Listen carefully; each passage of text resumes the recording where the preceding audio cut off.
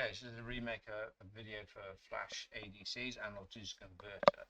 So if we're looking to make a 2-bit ADC, okay, then to start with, taking that 2-bit, I know that the 2 there, I'm going to need to have 4 comparators,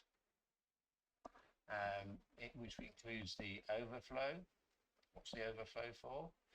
To tell us when our input has exceeded our reference voltage, our maximum voltage, and we're going to need 4 resistors for the actual comparator chain itself. So then drawing it, we've got our voltage reference coming in, and then we've got our 4 resistors there like so.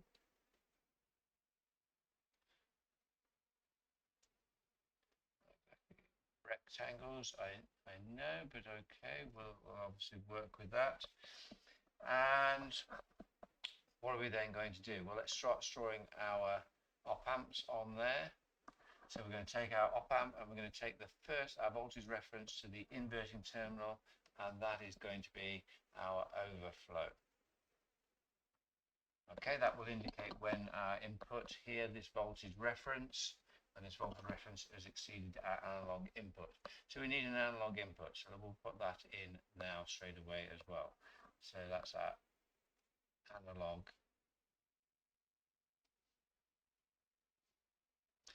input. That's what we're looking to convert into a digital value. Now we've done that, then we're looking to place the other comparators roughly in the center points of each of the gaps between the resistors. So I can put a op amp there like so, I can put another op amp in there like so, and then another op amp in there like so. So therefore we've got 4 resistors and 4 comparators. Okay, and then connecting up exactly the same way. So we're going to connecting the point from the resistor ladder to the inverting terminal, from the inverting terminal to the resistor ladder, there like so, and then our analog input goes to each of the non-inverting terminals. You can call anything out, the things you like. We'll call them Z, Y, and X, and they will go to the priority encoder. What is a priority encoder? It's a series of logic gates that will convert our output from here, the voltage out from here, into a binary value. So let's just recap what we've done so far. So if I wanted to have, say, a 3-bit ADC, okay, then I'm going to need 2 to the 3, which equals 8 comparators on our circuit. We've also said about our voltage reference. Okay, that's the maximum analog input that we're going to measure.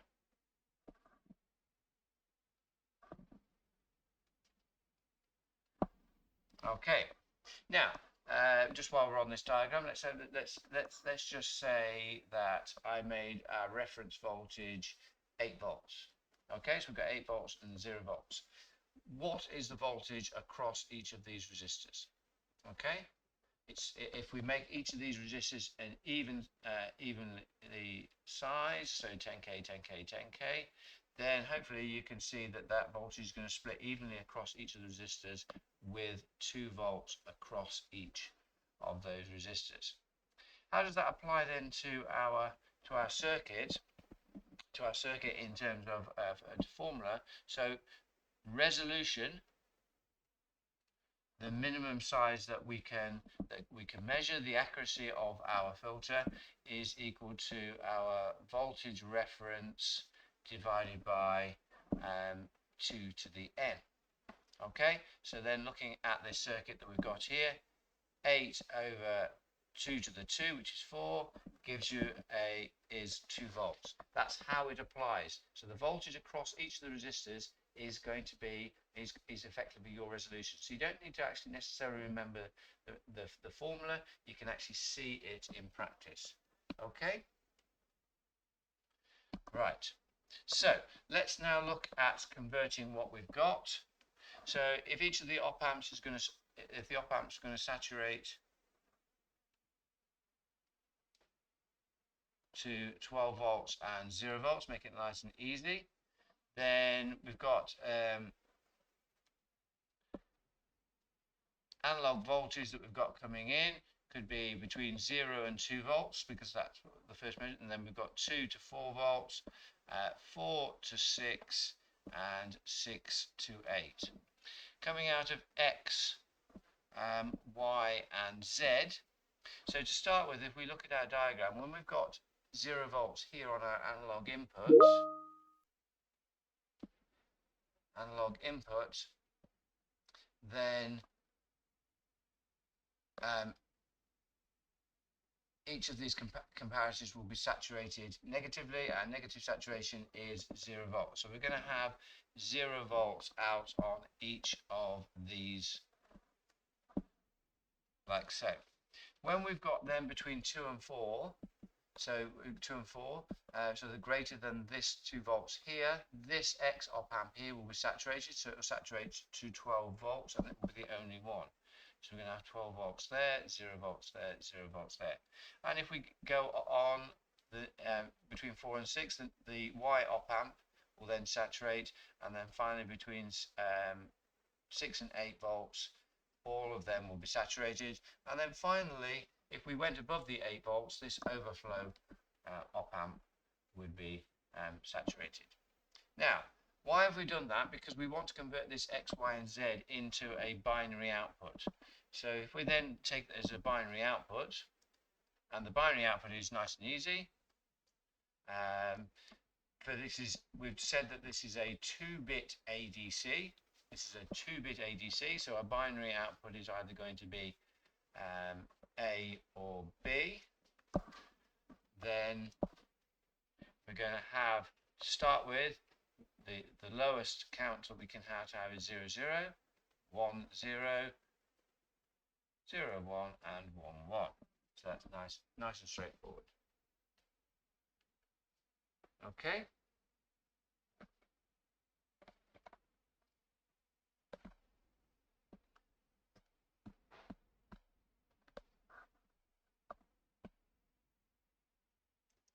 Okay, so let's put this into a Carnot map now so that we can devise our logic Signal priority encoder. So if we take the A output to start with, then if we look at this, when A is a 1,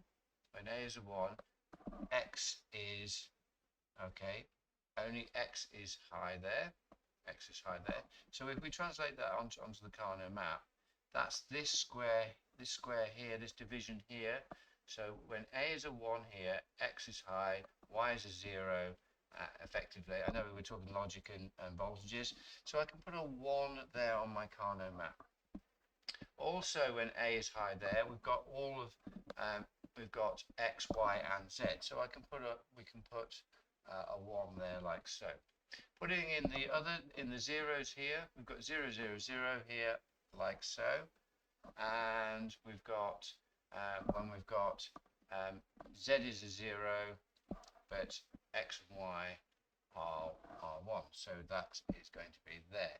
Now the other parts of our code aren't used, so we can actually put X's in them because they're not actually used. And we might be able to, like we've done in some other subjects, we might be able to utilize them to make our Boolean algebra simpler.